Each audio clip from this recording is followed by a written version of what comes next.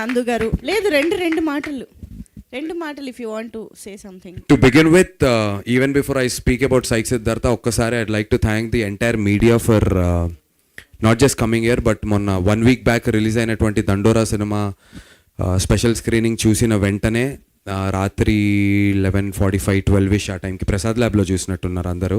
I was not there, నేను గుంటూరులో ఉన్నాను ఆ రోజు సై సిద్ధార్థ ప్రమోషన్స్లో.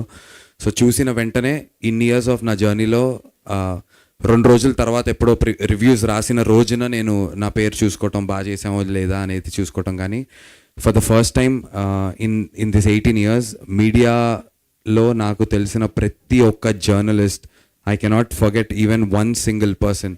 రాత్రి 1:45 వరకు నేను కాల్స్ అటెండ్ చేస్తున్నాను. సో మీడియా వారు అందరికీ మనస్ఫూర్తిగా చాలా చాలా చాలా కృతజ్ఞతలు. Thank you so much.